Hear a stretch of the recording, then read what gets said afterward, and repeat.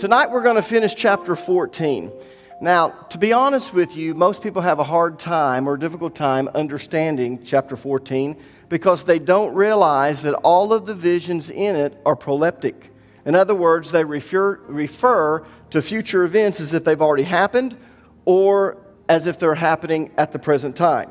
As an example, when the second angel proclaims that Babylon has fallen, he's proclaiming it as if it's already happened. But the truth is, it hasn't happened yet. It doesn't happen until chapter 18, verse number 2. But he's proclaiming it as if it's already happened. That's what proleptic means. You're referring to an event as if it's already happened, even though it hasn't. Or you're referring to an event as if it's happening right now, but it really isn't. It's a future event. So in a sense, these proleptic visions in chapter 14 are a preview of what's to come in the last half of the tribulation. In verses 1 through 5, we see the 144,000 in heaven, and they're singing a new song. But the truth is, they're not in heaven yet, at least not at this point in the timeline. So let's go back and look at the chart here. If you look at chapter 14 right through here, this is a major interlude, but the interesting thing about it is, it's talking like the 144,000, which is right here, is taking place right now, right after the seventh trumpet. But the truth of the matter is, not all of them are going to be martyred until the end of the seven vials. So we can't look at this and say, now wait a minute, the 144,000 are all in heaven. No, not yet. They will be in heaven because they're all going to be martyred sometime during the last half of the tribulation. They're going to be martyred for refusing to take the mark of the beast or refusing to worship the image of the beast. But John sees the 144,000 in heaven as if it's already happened. In verses 6 through 7, John has a vision of an angel flying across the sky, proclaiming that the hour of judgment has come. But the truth is, the hour of God's judgment has not yet come. At least not at this point in the timeline. Again, if we look at where this timeline takes place, this timeline is taking place right here. But the truth of the matter is, it doesn't take place until chapters 15 and 16. So even though it's proclaiming that the hour has come, it really hasn't come yet. It will very shortly. And sure enough, as I said in chapters 15 and 16, we see God's wrath poured out upon the earth through these seven vials. In verse number 8, John has another vision of an angel proclaiming that Babylon has fallen. And as I've already said time and time again, Babylon doesn't fall until the 18th chapter, verse number 2. But this angel is proclaiming it as if it's already happened. What does that tell us? It tells us that this is a proleptic vision. It's a preview of what's to come. God is so sure that it's going to happen. He goes ahead and announces it. This has already happened, though it hasn't happened yet. In verses 9 through 11, John has a vision of another angel, warning people not to take the mark or to worship the image of the beast. He tells them that they take the mark or they worship the image of the beast, they're going to suffer eternal damnation, which will happen. But it won't happen until the great white throne judgment. And where is the great white throne judgment? It's all the way back here. We're going to get right in here in the right there's the great white throne judgment. But he acts as if it's going to take place immediately. And now we come to what we're going to study tonight, which is verses 14 through 20. And let me remind you, this vision is also proleptic. In other words, it's a vision of an event that's not going to take place until the very end of the tribulation. But when you read it, it sounds as if it's taking place right now, but it's not. It's proleptic. But those who don't understand this, they try to place this event right after the seventh trumpet in the timeline. And that's what confuses them. It doesn't make sense. All of a sudden, you see this judgment taking place right about here, the seventh trumpet. But you know what? It's not supposed to take place until Jesus Christ actually returns here in chapter 19. And so most people, as they're reading along, because this is the way we write in Western literature. We write everything in chronological order. We don't skip around. We don't read the end of the book unless we're just curious or nosy that, we're afraid that this book isn't going to end right. So what do? We go to the end of the book and we read that little bit there just to assure us, okay, this book's going to end right. I'll keep on reading it. And we go back to where we were, right? Well, it's different in these visions that John is having. Before the actual events begin to take place in the last half of the tribulation, John has these series of visions, and they're proleptic. They don't fit at this place in the timeline. They are future events. It's kind of like, as I've said, a preview of what's going to take place. And if you don't understand that, chapter 14 doesn't make sense to you. So turn to chapter 14 and let's read verses 14 through 20. And I looked, and behold, a white cloud.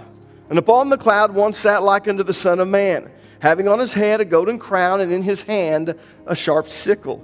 And another angel came out of the temple, crying with a loud voice to him that sat on the cloud, Thrust in thy sickle and reap, for the time is come for thee to reap, for the harvest of the earth is ripe.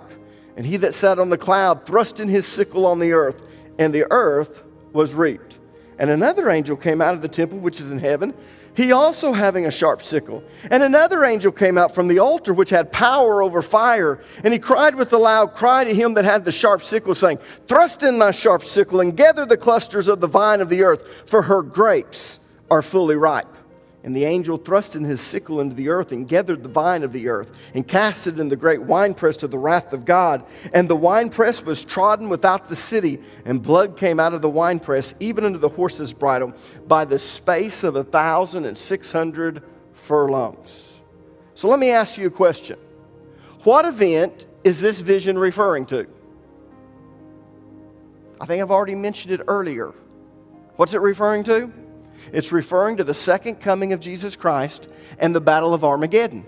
So this vision is a preview of what's going to take place when Jesus returns at the end of the tribulation. And I'm kind of glad that God gave John these series of proleptic visions. And the reason I'm glad he did that is because you could almost be overwhelmed as we get to the middle of the tribulation and we start seeing the wrath of God poured out in these vials, and we see all these horrible things happening. If we didn't know what was going to take place at the end, we might just become dismayed, give up, not finish the book.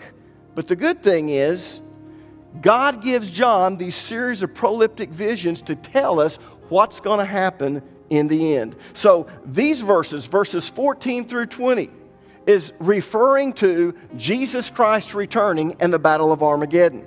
Now, when Christ returns, there's going to be a harvesting of the earth. The harvesting of the grain symbolizes the harvesting of the saints, those who didn't take the mark, those who did not worship the image of the beast. Now, the reason they're on the earth in the first place is because they were not ready when the rapture occurred. These are the people who got saved as a result of the 144,000 preaching the gospel of Jesus Christ. Or maybe they sat in church all their life, but they never received the gospel of Jesus Christ. And when the rapture occurred and all of their loved ones were raptured and they were left behind, they turned their life to Jesus Christ. But for whatever reason, they turned to Jesus. And when he comes, part of the harvest is him reaping the saints. The harvesting of the grapes, on the other hand, symbolizes the harvesting of the wicked. Those who took the mark and worshiped the image of the beast. They're going to be gathered together for destruction. So, now that you understand the overall meaning of this vision and where it fits in the timeline, let's study it verse by verse. Now, the reason I said where it fits in the timeline, again, if you have your chart, even though we're right here, chapters 12 and 14, we've been studying all of this. This vision in verses 14 through 20 has to do with chapter 19, when Jesus returns in the battle of Armageddon. Does that make sense? So now that you know where it fits in the timeline, let's tear this apart verse by verse. Verse 14, And I looked, and behold a white cloud, and upon the cloud one sat like unto the Son of Man, having on his head a golden crown, and in his hand a sharp sickle. Here we have a picture of Jesus Christ returning to the earth. He's sitting on a white cloud. Now, it gives the impression as you read this in the Greek that the cloud is his throne and he's descending on it. He's wearing a golden crown, and this is kind of an interesting crown. It's not a diadem. This is actually the type of crown that you wore when you won or you were victorious in some type of either game or battle. And when you were victorious, you would wear this type of crown. So when Jesus returns, he's returning as the victorious Messiah. You know, it's kind of interesting. But so many people do not understand that Jesus won his victory through his death, burial, and resurrection. But when he left, most people didn't see the victory that he earned. But when he comes back, he's going to be wearing a golden crown. He is going to be wearing the sign of victory. And he also has a sharp sickle in his hand, ready to begin the harvest. And this is kind of an interesting little passage here, because the first harvest in this vision is a harvest of the elect, the saints. The second harvest is a harvest of the wicked. But they both happen at the very same time. They both happen when Jesus Christ returns. So even though in this vision we're getting two different pictures, we're seeing a harvest of the saints and we're seeing a harvest of the wicked, we need to understand that this harvest takes place at the very same time, when Jesus Christ returns. So let me explain a few things so you'll understand what I'm talking about. When Jesus first came, he came as a sower. The seed that he was sowing was the Word of God. Those who received the Word of God were born again, and they produced fruit in their life. But the final harvest does not happen until Jesus returns. In fact, Jesus referred to the harvest as the end of the world. I want you to turn to the parable of the tares in Matthew the 13th chapter, verses 37 through 43. How many of you remember the parable of the tares? In fact, let me give you a little background information. This isn't in my notes, but you do need to understand this. When Jesus came, one of the reasons that the Jews did not receive him is because the vision they had of a Messiah was overthrowing Rome's rule, setting up the Davidic kingdom immediately and judging the world. And so that's what they were actually looking for. That's why the cross was a stumbling block. They didn't understand the victory would be attained in that manner. Did the Old Testament prophesy that Jesus would have to die? That he would be buried and he would be resurrected? Of course. You just have to read Isaiah 53 to see that. But they got so caught up on the judgment part of it, and when he comes, the Davidic kingdom is going to be set up, that they didn't understand that there would be a period of time between his, let me just go back a little bit. I don't even want to say period of time. I want to say they didn't understand that Jesus would actually come twice. The Messiah would come twice. He would come the first time, and then there would be a period of time between his first coming and his second coming, and they didn't understand that. And so Jesus told parables in order for them to understand that there was going to be a period of time between the first coming of the Messiah and the second coming of the Messiah, and that was going to be known as the church age. So the parable of the tares is one of these parables that Jesus taught. So knowing that, let's read it. He answered and said unto them, He that soweth the good seed is the Son of Man. Now who is the Son of Man? Jesus. It's pretty simple. Jesus was referred to as the Son of Man. So he said, He that soweth the good seed is the Son of Man. The field is the world. The good seed are the children of the kingdom, but the tares are the children of the wicked one. The enemy that sowed them is the devil. And notice this. The harvest is the end of the world, and the reapers are the angels. As therefore the tares are gathered and burned in the fire, so shall it be in the end of this world. The Son of Man shall send forth his angels, and they shall gather out of his kingdom all things that offend and them which do iniquity, and shall cast them into a furnace of fire, and there shall be wailing and gnashing of teeth. Then shall the righteous shine forth as the sun in the kingdom of their Father. Who hath ears to hear, let him hear. Now this is kind of interesting, because remember I told you in chapter 10, we saw this great angel who looks much like Jesus, but he's not Jesus. He's the proxy. He's coming in, and he has a judgment summons, and he puts one foot on the earth and one foot upon the ocean or the seas. What he's doing, he's actually taking, how do I say this?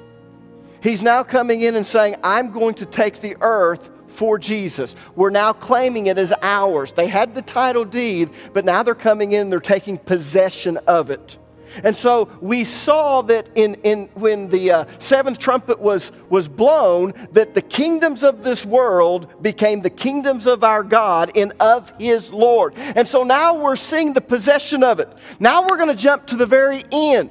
And he says, or he tells us in this parable of the tares, that when the kingdom comes, he is going to go and get the wicked and pull them up because they're not to be in his kingdom. And that's what we're seeing. Now, I want you to notice when the harvest occurs, according to the parable of the tares. The harvest is the end of the world. So when the Son of Man returns, when Jesus returns at the end of the tribulation, there is going to be a final harvest. And that's what this vision is all about. The final harvest. Verses 14 through 16 is the harvest of the righteous, the harvest of the saints. Verses 17 through 20 is the harvest of the wicked. But they're both part of this final harvest, and they happen at the same time. They happen when Jesus Christ returns. But Jesus wants to make sure we don't mix them up, because what happens to the righteous is totally different than what happens to the wicked. So he keeps them separate in this vision. That's why in verses 14 through 16, we see the harvest of the righteous. And then in verses 17 through 20, we see the harvest of the wicked. But make no mistake about it, this great harvest happens at the same time. They happen simultaneously when Jesus returns. Verse 15. And another angel came out of the temple, crying with a loud voice to him that sat on the cloud, Thrust in thy sickle and reap, for the time is come for thee to reap. For the harvest of the earth is ripe. It's interesting that an angel has to tell the Son of Man that it's time for the final harvest. You would think that Jesus wouldn't have to have an angel to tell him that it's time. But if you remember, no one knows the day or the hour of the final harvest except God.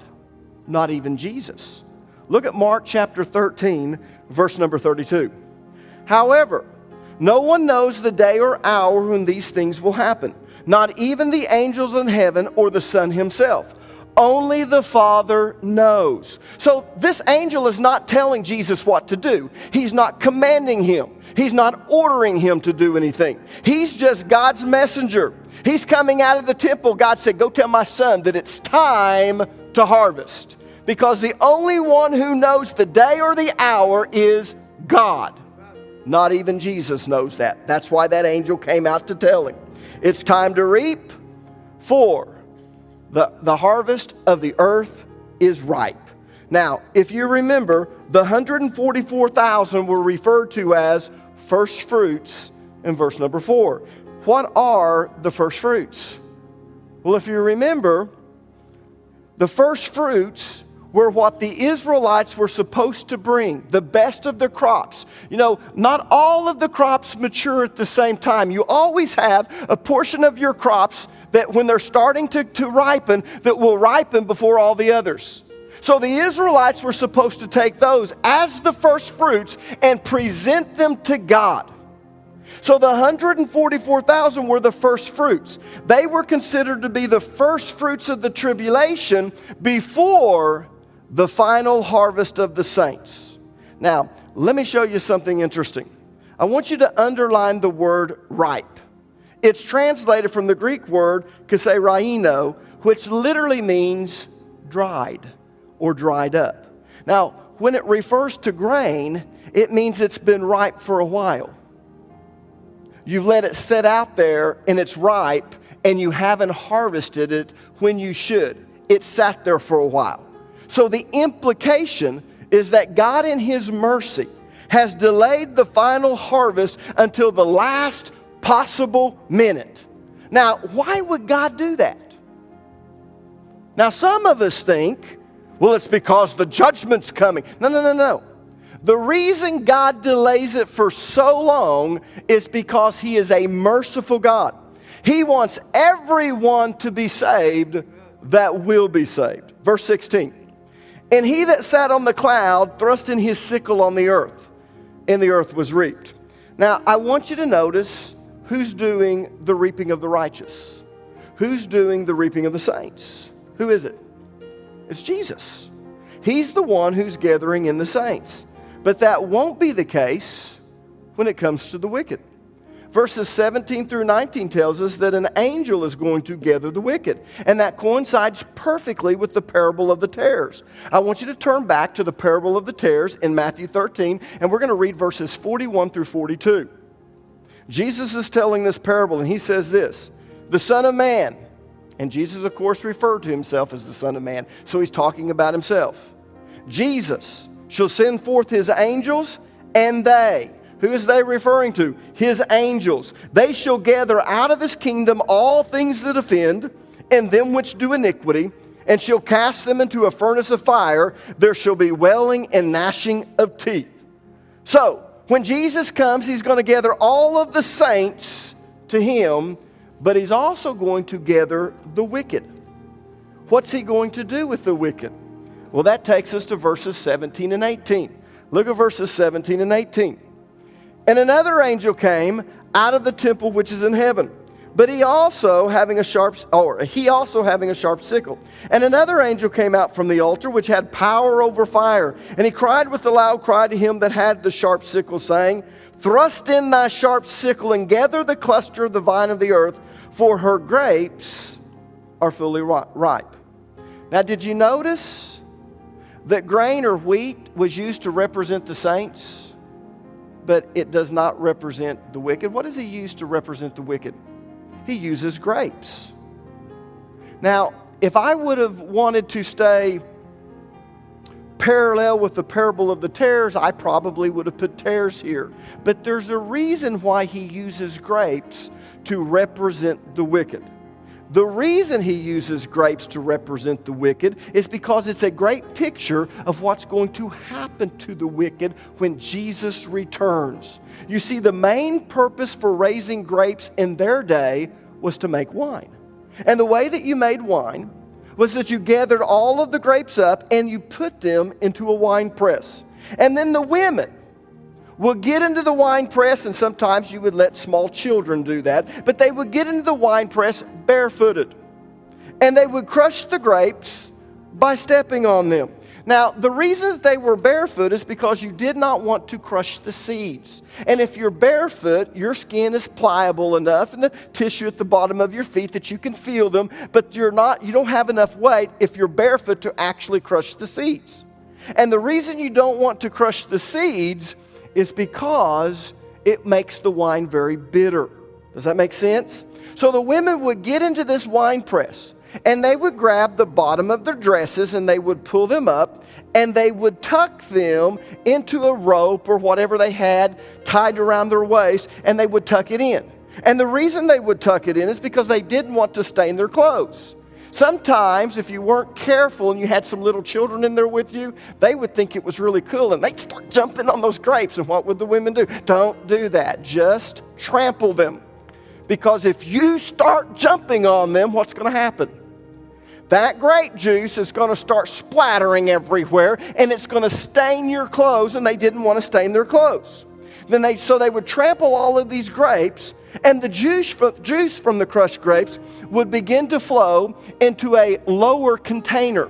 And that's how they would gather their wine, or in other words, the first process in making the wine. Now, I want you to see how this very same process is used to describe what's going to happen to the wicked when Jesus Christ returns. Look at verses 19 and 20. And the angel thrust in his sickle into the earth, and he gathered the vine of the earth and cast it into the great winepress of the wrath of God. Now, are the righteous going to be cast into the great winepress of God's wrath? No. We don't have to experience the wrath of God. Not because we're perfect, not because we're righteous, but because Jesus experienced God's wrath for us. We covenanted with him and became one spirit with him. He was made our sin. He experienced the wrath of God for our sin. And when all of our sin was paid for, God raised him from the dead. Therefore, we don't have to face the wrath of God. But those who have rejected Jesus Christ, because they refuse to receive him as their Lord and Savior, they must face the wrath of God, because they rejected God's means or method of procuring salvation. Does that make sense? Now, what's kind of interesting, it says, and the angel thrusted his sickle into the earth and gathered the vine of the earth and cast it into the great winepress of the wrath of God.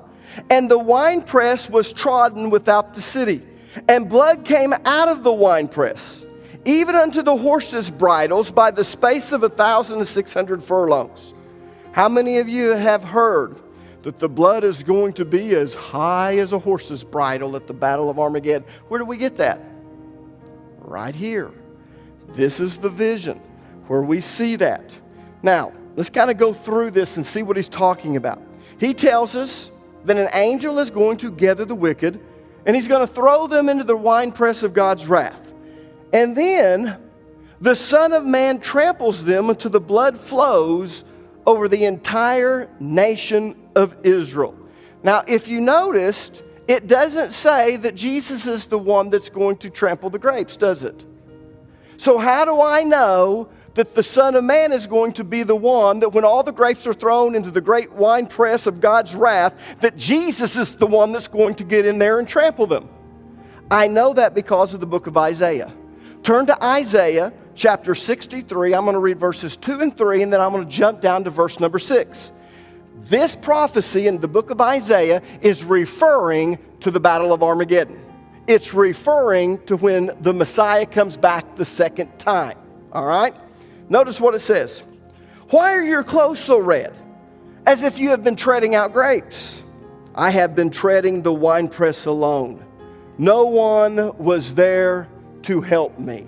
Now, it doesn't mean that he's upset that no one was by himself. It means that I did it, and I did it alone. Who is I? The Son of Man. In my anger, I have trampled my enemies as if they were grapes. In my fury, I have trampled my foes. Their blood has stained my clothes. Verse 6. I crushed the nations in my anger, and I made them stagger and fall to the ground, spilling their blood upon the earth. So according to Isaiah, Jesus is the one who's going to trample the wicked with such fury that he won't even care that he's staining his clothes. Now, again, I want to say this. Because making clothing was so much more difficult in Jesus' time. You didn't just go down to, I was going to say Anthony's, but I don't even know if there is an Anthony's anymore. You didn't just go to Walmart or you didn't just go to JCPenney or any place like that and buy your pants and buy your shirts. No, you made everything.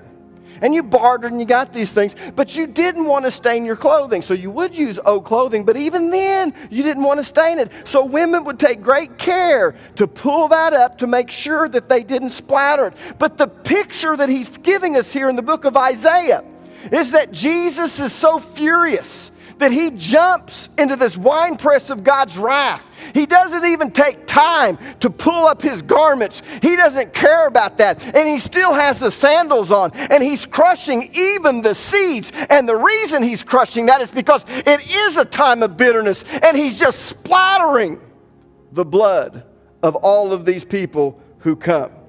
And you know what's kind of interesting? It says that their blood is going to be splattered everywhere. In fact, Revelation chapter 14 verse 20 tells us that their blood is going to flow over the entire nation of Israel. How many of you have the impression that the Battle of Armageddon is only going to take place in this small little valley? Anyone have that impression? I think the majority of us do. I think if you were honest, well, the Battle of Armageddon, that's why it's called. It's going to take place. Well, if you ever go to Israel with me, we'll go to a place called Megiddo. It's a tale. About 25 different cities have been built in this particular spot. And the reason it's been built in this particular spot is because it's right at the side of the Jezreel Valley. And this Jezreel Valley is this big, beautiful valley. very fertile. But this is one of the most strategic places to control Israel. And so as a result of that, everyone wants to have a city there. Well, because this valley, and it's very hilly country, because this valley is so big, all of these armies are going to begin to gather here. But I want you to understand, that is not the only place that the battle is going to be fought. It's only referred to as that because that's probably where the command post is going to be. That's where they're going to begin the assembly. I want you to turn back to verse number 20 in chapter 14. I'm going to read this verse and kind of tear it apart if you don't mind. And the winepress was trodden without the city. What city is it talking about? Jerusalem. We don't know how this is going to take place because we know that the woman fled to the wilderness, but sometime during that, I don't know if they're going to trickle back or there's going to be a few that stayed in Jerusalem, but it's kind of interesting. It's like there's a revolution that's taking place. And in fact, what's kind of interesting is it seems that there's a rebellion against the beast, and he comes back to the land of Israel to cut them off. And when he does, they gather together, and the Son of Man is coming, and so they join together to fight against Jesus. But it says that the winepress was trodden without the city. And the reason it's saying that is because Jerusalem is the only place that's probably going to be protected from this battle. Everywhere else, the battle is around Jerusalem. In fact, it's going to be right outside of Jerusalem. We're going to see that in a minute. And it said, and blood came out of the winepress, even into the horse's bridle, by the space of 1,600 furlongs. Now, let me just kind of go through this bit by bit. What this is saying is that the blood is going to be splattered as high as a horse's bridle. It doesn't mean that it will flow as high as a horse's bridle. It means it will be splattered that high. Now again, let's get the picture, because the picture that God was giving to John in this vision was that there is this wine press. And the main thing that you did not want to do in the wine press was to get in there and begin to trample it where the grape juice starts splattering everywhere. Number one, you're wasting the juice. Number two, you're staining your clothes. So you trampled it, but you took great care not to splatter. But the picture that Isaiah gives is that when Jesus comes back in his fury, he doesn't care where it goes. He doesn't care if it stains his clothes. He comes to do one thing. He comes to crush and trample his enemies. And so what this is telling us is that when he comes, the blood is going to be splattered as high as a horse's bridle. Something that was unthought of in a wine press. And the whole nation of Israel is going to be covered with it. This won't just happen in the valley of Jezreel. You need to understand, Megiddo was a city. We'll drive there if you go to Israel with me, and we'll walk up on it. But you'll see that it's next to the valley of Jezreel. Some people refer to it as the valley of Armageddon, but it's not the valley of Armageddon. It's the valley of Jezreel. But it's such a strategic place that this is where it's all going to begin to happen. But the most interesting thing about it is, it's not just going to take place there. This battle is going to be fought all over Israel. Look back at verse 20. Blood came out of the winepress, even in the horse's bridle, by the space of 1,600 furlongs. That's 1,600 furlongs, which is about 184 miles. Now here's what's interesting. That's the approximate length of Israel from their northern border, the Syrian border, all the way to their southern border, which is the Egyptian border. So if you went and you looked at how long Israel is, it's 184 miles. In John's day, you would say it's 1,600 furlongs. So what this is telling us is that the Battle of Armageddon isn't confined to the valley of Jezreel, where the city of Megiddo is. Now, how many of you know that where we get the word Armageddon is Harma, which means mountain? And the city of Megiddo looks like it's built upon a hill, and it's called Armageddon, or the hill of Megiddo. But the reason it is because so many different cities have been built there. And what would take place is that when a city would be destroyed, And whoever conquered it would begin to build their city in that same place. They would build on top of the destroyed city. So after all of these years, from the beginning of mankind, this is a hill. And it's known as the Hill of Megiddo, which in English is translated Armageddon. So this battle isn't just going to be fought there. It's going to start there. But it's going to be fought throughout Israel. And it's going to cover all of Israel. Turn to Zechariah chapter 14. I'm going to read verses 4 through 5. On that day, what day? The great day of the Lord, when the Messiah returns, when Jesus Christ comes back.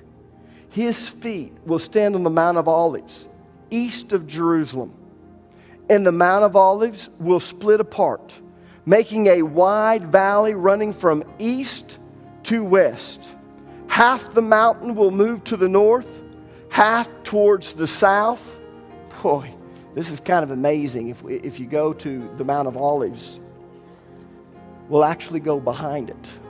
We'll look towards the Judean wilderness and we'll see where Jesus raised Lazarus, and you'll realize, man, he could have walked to Jerusalem in about an hour. It's just right there. But when he stands on the Mount of Olives, there's going to be a great earthquake. And that mountain is going to move to the north and the south, and it's all going to be leveled out right there at Jerusalem. And then it says, for it will reach across to Azal. Now, Azal is a place where we don't quite know exactly where it is, but it's close to Jerusalem. Yes, you will flee as you did from the earthquake in the days of King Uzziah of Judah. Then the Lord my God will come. And notice this, and all his holy ones with him. Who are his holy ones? Us. Us. We are going to come back with Jesus. We're going to rule with him. We're going to reign with him. But we're going to follow him back. Now, look at Joel chapter 3, verse number 2. I will gather the armies of the world into the valley of Jehoshaphat. How many of you know where the valley of Jehoshaphat is? Anyone? Jehoshaphat actually means judgment. And the valley of Jehoshaphat is the same valley that we normally refer to as the Kidron Valley. Now, the Kidron Valley is actually the valley that runs between the Mount of Olives and Jerusalem. And you need to understand that when you stand on the Mount of Olives, you look right down into Jerusalem. You look right at the Temple Mount. And the only thing that's separating you from the Mount of Olives from the Temple Mount is this valley.